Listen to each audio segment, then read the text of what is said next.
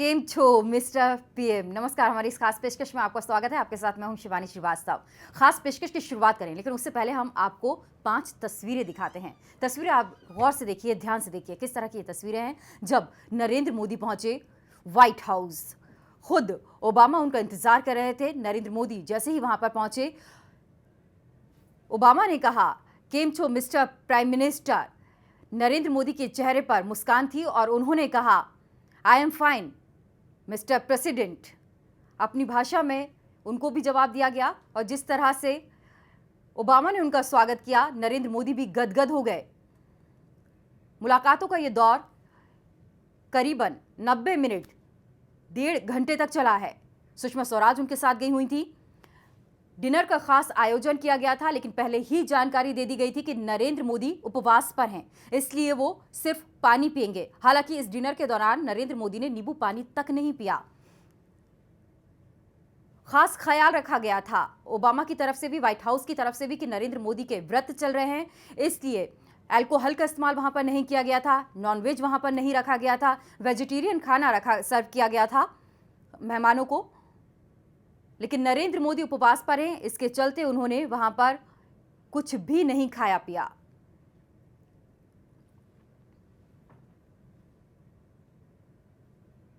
आज एक और मुलाकात होने वाली है ओबामा और नरेंद्र मोदी की, शाम 8:30 बजे।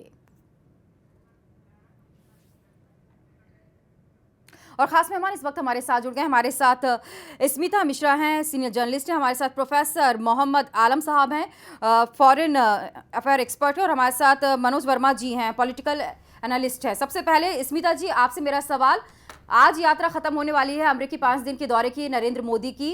अभी कहना हालांकि जल्दबाजी होगी, लेकिन आप इस यात्रा को किस तरह से देखती हैं और नरेंद्र मोदी को कितने नंबर देंगी आप? मैं समझती हूँ कि इस यात्रा में काफ़ी कुछ जो है, जो प्रधानमंत्री ऑलरेडी अचीव कर चुके हैं अपने इन 3.5-4 दिनों के दौरे में। और सबसे जो महत्वपूर्ण, जिसको हाई पॉइंट कहा जाता है, सबसे अहम जो एंगेजमेंट उनका होने वाला है वो अभी भी हुआ नहीं है, जो कि अमेरिकी राष्ट्रपति के साथ अलग से उनकी बातचीत होनी है। मैं सबसे ज़्यादा अहमियत उसको इसलिए देती हूँ क्योंकि ये बाकी कार्यक्रम जो है, निश्चित रूप से इनका भी प्रभाव पड़ा है और अपने अपने क्षेत्र में, अलग अलग समुदायों में, अलग अलग क्षेत्रों में प्रधानमंत्री ने अपना प्रभाव छोड़ा है। जो वो कहना चाहते थे, जो कहने के लिए वहाँ गए थे, उन बातों को वो पूरी तरह से कन्वे कर चुके हैं। लेकिन इसके बावजूद मैं समझती हूँ कि इस पूरे दौर का एक जो, इस विजिट का, इस दौरे का जो ओवरऑल आकलन है, जो असेसमेंट है, वो हमें वहाँ के हिसाब से, जो मतलब शाम की जो मुलाकात होगी, उसके बाद ही हमें इस दौरे का एक कंप्लीट असेसमेंट तैयार करना चाहिए। 1-2 बातें ज़रूर इसमें साफ हो गई हैं कि प्रधानमंत्री ने अब तक अपने कुछ एक विशेष खेमों को, विशेष तबकों को जो संदेश देने के लिए वो यहाँ से गए थे, वो बहुत ही मजबूती के साथ और बहुत ही प्रभावशाली तरीके के साथ वो कर चुके हैं, जिसमें कि वहां पर रहने वाला जो भारतीय समुदाय है, जो PIOs, जो NRIs हैं, उनको नरेंद्र मोदी ये कहना चाहते थे कि आपने भले ही हमारे लिए वोट न डाला हो इस सरकार के लिए, लेकिन ये सरकार आपके लिए भी उतनी ही फिक्रमंद है जितना कि भारत में जो वोटर्स हैं। मनोज जी, आप भी मानते हैं कि नरेंद्र मोदी एक प्रभाव तो छोड़कर आएंगे वहां पर, और इस प्रभाव का असर कब देखने को मिलेगा भारत पर, ये हालांकि इसके लिए थोड़ा इंतजार करना पड़ेगा? नहीं, बिल्कुल। देखिए, अब नरेंद्र मोदी प्रधानमंत्री के बनने के बाद पहली बार अमेरिका गए हैं और मैं ये समझता हूं कि जिस संदेश को लेकर वो गए थे, अगर हम 3-4 दिन के उनके सारे कार्यक्रमों को देखें और जो वहाँ वातावरण बना, उससे नरेंद्र मोदी अपने उस संदेश को देने में कामयाब रहे हैं। सबसे पहली बात, दुनिया को यह बताना था, दुनिया के इस ताकतवर देश को भी यह समझाना था कि हिंदुस्तान अब बदल गया है, हिंदुस्तान का वातावरण बदल रहा है। चाहे वो कारोबार की बात हो या किसी ताकतवर देश से साझेदार समझौते की बात हो, हिंदुस्तान सबको साथ लेकर चलना चाहता है, भारत सबके साथ चलना चाहता है, और अगर साथ चलेगा तो बराबरी के साथ चलेगा। देखिए, आत्मविश्वास एक बहुत बड़ी चीज होती है और नरेंद्र मोदी ने उसी आत्मविश्वास का प्रदर्शन करते हुए अमेरिकी और भारत के रिश्तों की बात वहां की है। मैं समझता हूं पिछले 2 दशकों में कई प्रधानमंत्री वहां गए, सबका योगदान है भारत और अमेरिका के संबंधों में, लेकिन जिस तरह का वातावरण नरेंद्र मोदी बनाने में कामयाब रहे हैं। मुझे लगता है इससे पहले शायद हम लोगों ने कभी नहीं देखा इस तरह का वादा। महमूद साहब, आपने तो इन चीजों को बहुत ही बारीकी से समझा और देखा होगा, लेकिन ये जो तस्वीरें इस वक्त हम देख रहे हैं, जिस तरह से गीता भेंट करना नरेंद्र मोदी का, केम छो कहकर ओबामा का स्वागत करना, ये बहुत ही अनहोनी चीजें हैं, शायद हमने पहले कभी नहीं देखी होंगी।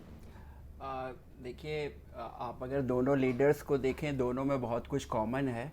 उसके अलावा ये एक दूसरे से करीब आने की कोशिश कर रहे हैं, एक दूसरे को जानने की कोशिश कर रहे हैं, अपनी रैपो बनाने की कोशिश कर रहे हैं। और जिस तरीके से मालूम है आपको, इंडिया अब बहुत मजबूत हो चुका है और आज ये यूएसए को भी ये एहसास हो रहा है कि उनको इंडिया की ज़रूरत है। तो इस वजह से जो पुराने प्रेसिडेंट्स जो यूएसए के होते थे वो किस तरीके से यहाँ के इंडियन पीएम को ट्रीट करते थे, और आज का पीएम, उसके अलावा ये भी देखिए आप, 30 साल में पहली मर्तबा एक क्लियर कट मैंडेट लेके जा रहे हैं। मोदी जी बहुत मजबूत प्राइम मिनिस्टर होके वहाँ पे गए हुए हैं। और उसके अलावा देखिए, आप अगर देखें इसे ब्रॉडर वे में देखें तो आज यूएसए को हमारी बहुत ज़्यादा ज़रूरत है। आपको मालूम है यूनिपोलर वर्ल्ड है, एक ध्रुवीय विश्व है, लेकिन अगर आज कोई यूएसए को ललकार सकता है वो है चाइना। तो अपने 5 दिवसीय अमेरिकी यात्रा के सबसे अहम पड़ाव पर आज चौथे दिन प्रधानमंत्री नरेंद्र मोदी वॉशिंगटन में व्हाइट हाउस पहुंचे, जहां अमेरिकी राष्ट्रपति बराक ओबामा ने दरवाजे पर आकर उनका स्वागत किया। दोनों राष्ट्राध्यक्षों के बीच मुलाकात का यह पहला मौका था, जिसे यादगार बनाते हुए मेजबान ओबामा ने मोदी से पूछा, केम छो मिस्टर प्राइम मिनिस्टर।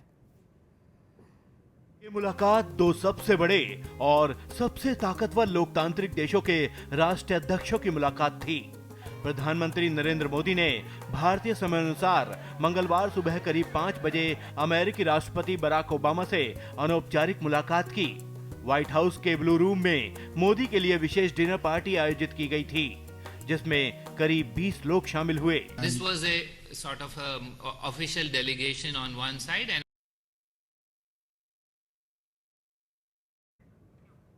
तो इसकी जानकारी भी दी गई कि किस तरह से जब ये कहा गया तो नरेंद्र मोदी के चेहरे पर भी खुशी थी, हंसी थी, उत्साह था, और उन्होंने भी इसका जवाब दिया, I am fine mister president.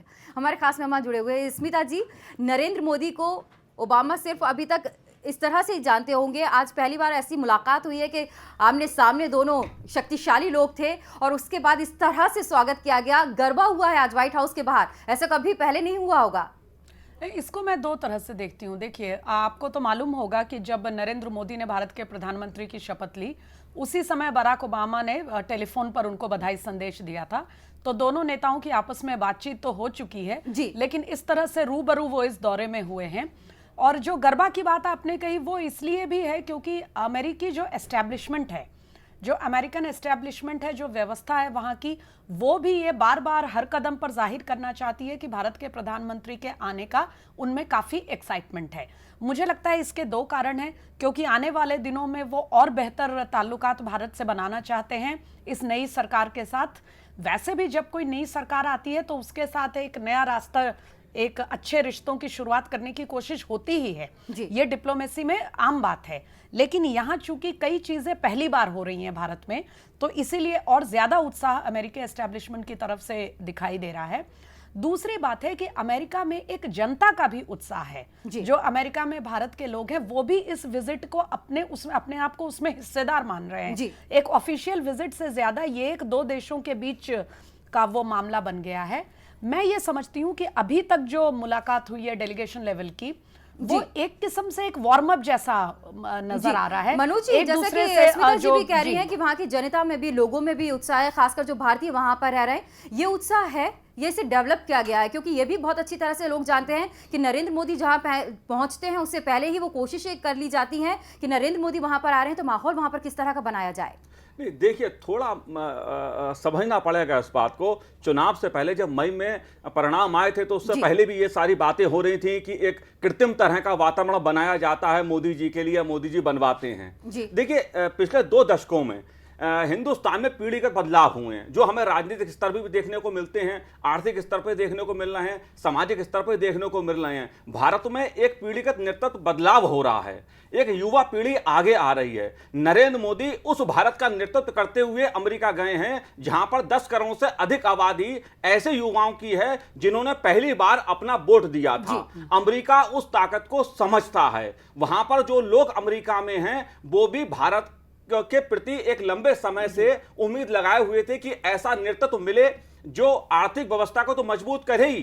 Bharat एक शक्तिशाली देश है। भारत आतंकवाद का मुद्दा हो या अर्थव्यवस्था का मुद्दा हो, दुनिया में भारत एक महत्वपूर्ण भूमिका निभा सकता है और अमेरिका भारत को बराबरी का दर्जा दे। ऐसे तमाम मुद्दे हैं जिसमें अमेरिका में रहने वाले जो भारतवासी हैं वो चाहते थे। आज वो उम्मीद उन्हें नरेंद्र मोदी में दिखाई देती है, इसलिए वो वहां गरबा भी करते हैं, व्हाइट हाउस के आगे वंदे मातरम भी कहते हैं, भारत माता की जय भी कहते हैं और मोदी जिंदाबाद भी कह रहे हैं। जी बिल्कुल, उन लोगों को तो उम्मीद दिखी रही है, लेकिन यहाँ पर क्या हो रहा है ये भी एक बड़ी बात है, क्योंकि विपक्षी पार्टियां जो कि हमेशा हमलावर रहती थी, लेकिन अब कहीं ना कहीं ऐसा लगने लगा है कि उन्हें भी कहना ही पड़ रहा है नरेंद्र मोदी जो कर रहे हैं वो शायद देश के लिए बेहतर है। अभिषेक मनु सिंघवी ने क्या कहा है वो हम आपको बताते हैं। अभिषेक मनु सिंघवी जिन्होंने कहा है कि पीएम नरेंद्र मोदी के उस बयान से पूरी तरह वो इत्तेफाक रखते हैं कि आतंकवाद को पनाह देना गलत है। इस वक्तव्य से 100% सहमत हूं, मैं समर्थन करता हूं। कभी भी आतंकवाद का न रंग होता है, न धर्म होता है, न नाम होता है, न क्षेत्र होता है, न जाति होती है। और जिस दिन आपने आतंकवाद के विषय में मूल कारणों को सिद्ध करने की बात करनी शुरू कर दी, जिस दिन आपने अच्छा और बुरे आतंकवाद की बात की, तो मैं समझता हूं कि पूरा सिस्टम खत्म हो जाएगा। इसी प्रकार की परिभाषा की कंफ्यूजन में ऐसे देश हैं जो निर्यात करते हैं आतंकवाद का, ऐसे देश हैं जो उसको जस्टिफाई करते हैं। तो मैं समझता हूं आतंकवाद नॉन नेगोशिएबल है, उसमें कभी सहमति, वार्तालाप, आदान प्रदान हो नहीं सकता, होना नहीं चाहिए।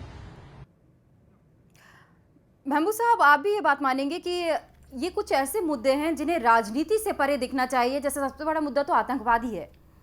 बिल्कुल, और मैं जो इस बात का स्वागत करता हूं, जैसे कांग्रेस के स्पोक्स पर्सन ने ये बात की। देखिए, कुछ मुद्दे ऐसे होते हैं जिनको हमें पार्टी लाइन से उठ के मुल्क के लिए सोचना होता है। उसमें एक आतंकवाद भी है। आतंकवाद पूरे वर्ल्ड के लिए आज खतरा है। और आप इसमें भी देखें तो मोदी जी और बराक ओबामा की मीटिंग में ये बात हुई तो उसमें ये कहा यूनाइटेडली हम लोग जो है आतंकवाद से लड़ेंगे। और उसमें एक बात और मैं आप लोगों का, पूरे पैनलिस्ट का ध्यान दिखाना उस तरफ कराना चाहूँगा आपका, कि जैसे कि मोदी जी ने एक बात बोली कि ये हिंदुस्तान का मुसलमान जो है अलकायदा के मंसूबों को नाकाम कर देगा, यहाँ पे नहीं आने देगा।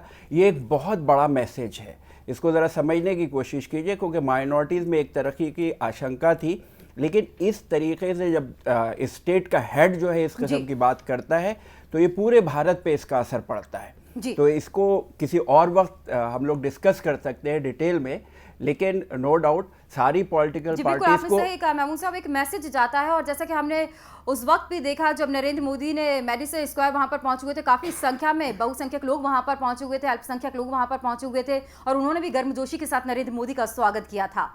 तो अमेरिका की 5 दिन की यात्रा पर है नरेंद्र मोदी। प्राइम मिनिस्टर होता है, वो पूरे मुल्क का प्राइम मिनिस्टर होता है। हमारी आइडियोलॉजी डिफरेंट हो, कुछ हो, लेकिन हमको उसको इज्जत देनी है, क्योंकि वो एक कॉन्स्टिट्यूशनल बॉडी है और वो भारत का प्राइम मिनिस्टर जी बिल्कुल, हमारा प्रतिनिधित्व कर रहा है, भारत का प्रतिनिधित्व कर रहा है, इस तरह से दिखना चाहिए। बिल्कुल, प्रधानमंत्री नरेंद्र मोदी की यात्रा का आखिरी दिन सबसे अहम माना जा रहा है। आज मोदी अपना ज्यादातर वक्त अमेरिका के राष्ट्रपति बराक ओबामा के साथ बिताएंगे और दोनों के बीच होने वाली पहली शिखर वार्ता में कई महत्वपूर्ण मुद्दों पर बातचीत की जाएगी। अमेरिका यात्रा के चौथे दिन पीएम नरेंद्र मोदी जब वॉशिंगटन पहुंचे तो मोदी की एक झलक पाने के लिए सड़कों पर भारी भीड़ थी जो मोदी मोदी के नारे लगा रही थी। वहीं जब पीएम व्हाइट हाउस पहुंचे तो वहां का नजारा ही अलग था। वहां गुजरात की तरह गरबा हो रहा था तो भंगड़े पर भी लोग झूम रहे थे। न्यूयॉर्क में तो मोदी के दीवाने सड़कों पर मोदी मोदी के नारे लगाते दिखे ही। वॉशिंगटन में भी उनके चाहने वालों की कमी नहीं थी। डिनर पार्टी में सिर्फ औपचारिक बातचीत ओबामा ने मोदी के सम्मान में डिनर का आयोजन किया था और व्हाइट हाउस के गेट पर पूरी गर्मजोशी के साथ मोदी का स्वागत भी किया। डिनर के दौरान दोनों देशों के प्रमुखों के बीच सिर्फ औपचारिक बातचीत हुई, लेकिन अपने दौरे के 5वें और आखिरी दिन यानी कि बुधवार की सुबह प्राइम मिनिस्टर मोदी एक बार फिर ओबामा से मुलाकात करेंगे और तब दोनों के बीच आर्थिक विकास और भारत में निवेश सहित कई मुद्दों पर विस्तार से बात होगी।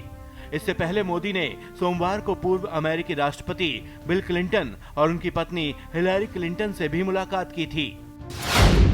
ISIS पर नहीं हुई कोई बात।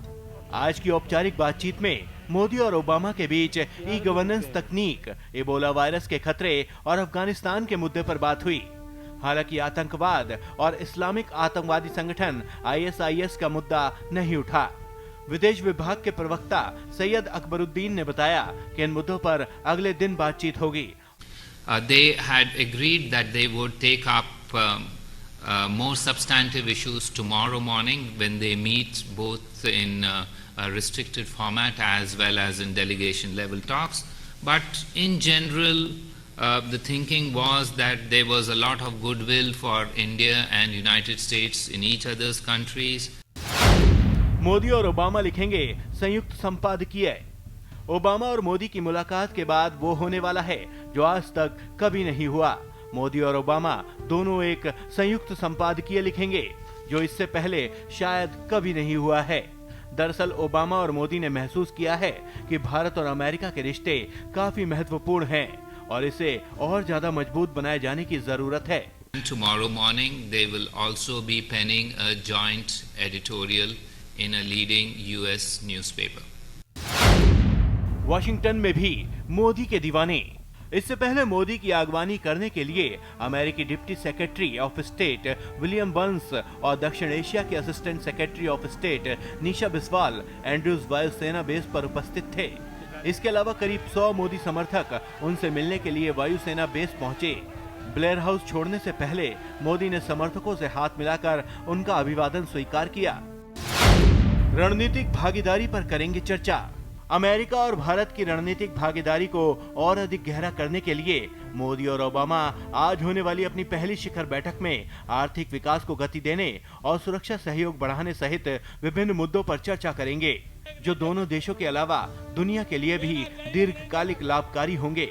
इसके अलावा मोदी और ओबामा अफगानिस्तान, सीरिया और इराक के मौजूदा घटनाक्रम सहित कई क्षेत्रीय मुद्दों पर भी ध्यान केंद्रित करेंगे, जहां भारत और अमेरिका सकारात्मक परिणामों के लिए साझेदारों के साथ मिलकर काम कर सकते हैं। न्यूज एक्सप्रेस के लिए ब्यूरो रिपोर्ट। स्मिता जी, कई संदेश भी मोदी ने यहाँ पर दे दिए हैं। उन्होंने साफ कह दिया है कि चीन से बातचीत करने के लिए किसी मीडिएटर की जरूरत नहीं है, हम खुद सक्षम है, भारत खुद सक्षम है अपनी बात रखने के लिए। और साथ ही अफगानिस्तान के हालात पर भी उन्होंने अपनी प्रतिक्रिया दी और उन्होंने ये कह दिया इराक में जो हुआ वो नहीं होना चाहिए, सेना वहां पर रहनी चाहिए। एक तरह से अमेरिका को भी कड़ा संदेश दे दिया है।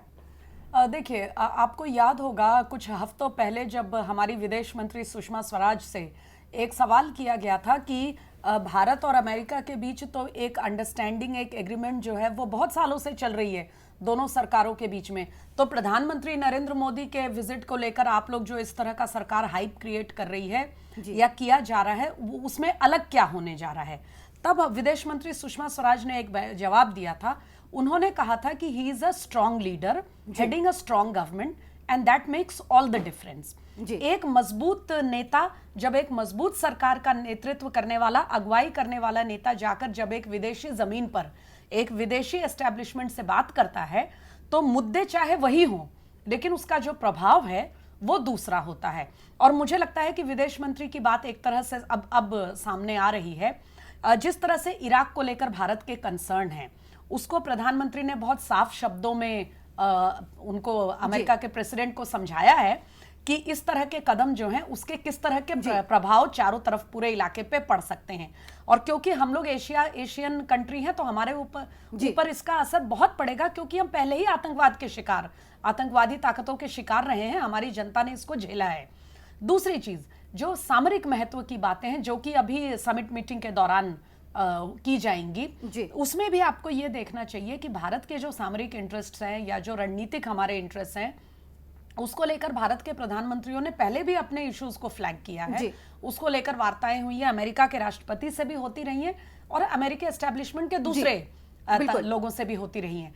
मैं ये मानती हूं कि प्रधानमंत्री नरेंद्र मोदी एक नया कॉन्फिडेंस लेकर वहां गए हैं और उनको ये बात कहने में कोई झिझक नहीं होगी कि भारत के कंसर्न्स कहां कितने हैं, और इसके लिए इस बात को साफ करना कि अगर अमेरिका को एशियन लेवल पे और ग्लोबल लेवल पे भारत के साथ पार्टनरशिप की, साझेदारी की जरूरत महसूस होती है, तो भारत की जो चिंताएं हैं, भारत के जो कंसर्न्स हैं, उनको वो छोड़ दे और केवल अपने कंसर्न्स की बात करे, ये नहीं चलेगा। जी बिल्कुल, साथ तो ये मुझे अगर लगता है साथ कि- मिलकर व्यापार जी हाँ। करना है, साथ मिलकर चलना है, तो एक दूसरे का ख्याल भी रखना पड़ेगा। एक संदेश ये भी दे दिया है। सीपीआई के नेता अतुल अंजान ने क्या कहा है वो आपको बताते हैं। उन्होंने कहा है कि प्रधानमंत्री मोदी की यात्रा को शान शौकत के साथ आयोजित किया गया है और प्रधानमंत्री मोदी के कार्यक्रम को आयोजित करने और लोगों को मोटिवेट करने के लिए यहाँ से बहुत सारे लोग वहां पर गए थे। किसी भी प्रधानमंत्री के अमेरिकी यात्रा के दौर में प्रधानमंत्री मोदी की ये अमेरिका यात्रा बहुत सारे शान और शौकत के साथ आयोजित किया गया और यह एक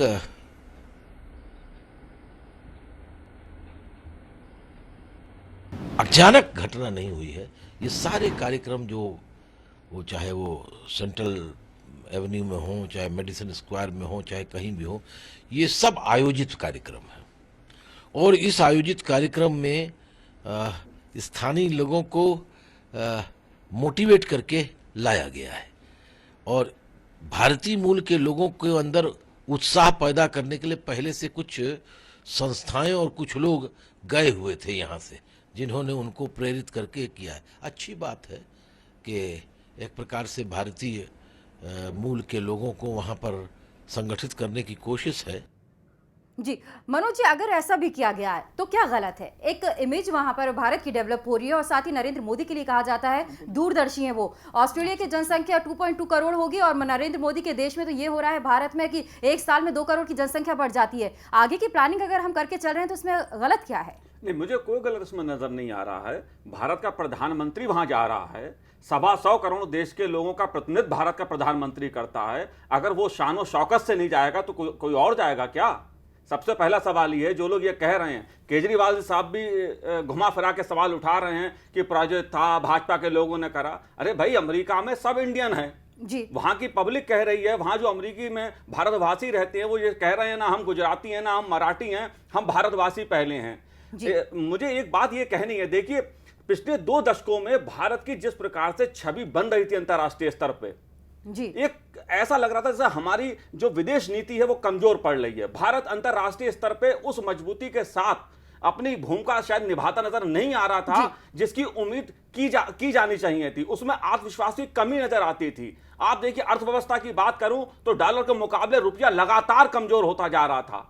अमेरिका के साथ न्यूक्लियर डील भारत ने की, संसद में जो कुछ हुआ, जिस तरह से खरीद फरोख्त हुई पिछली सरकार के कार्यकाल में, वो दुनिया ने देखा। तो अगर नरेंद्र मोदी एक आत्मविश्वास पूरी दुनिया में ये जगाना चाहते हैं कि हिंदुस्तान बदल रहा है, हिंदुस्तान एक मजबूत देश की खड़ा होकर भूमिका निभाना चाहता है, और उसके लिए अगर एक प्लानिंग हो रही है, जनता से लेकर सरकार तक सब लोग एक प्लानिंग के साथ भारत की छवि को बेहतर बनाने का प्रयास देश विदेश में कर रहे हैं, तो इसमें कौन सी बुरी बात है? बिल्कुल। और सीईओ से जब मुलाकात की थी उनको भी अपना मुरीद बना लिया है नरेंद्र मोदी ने। वो तो यहाँ तक की प्लानिंग कर रहे हैं कि आप जो बिजनेस मीट होगी वो तो भारत में ही की जाएगी। इस पर भी हम आपसे चर्चा करेंगे, खास मेहमान लगातार। जी बिल्कुल, महमूद साहब आपके पास आऊंगे। वक्त यहाँ पर एक छोटी सी ब्रेक का है, जल्द हाजिर होते हैं।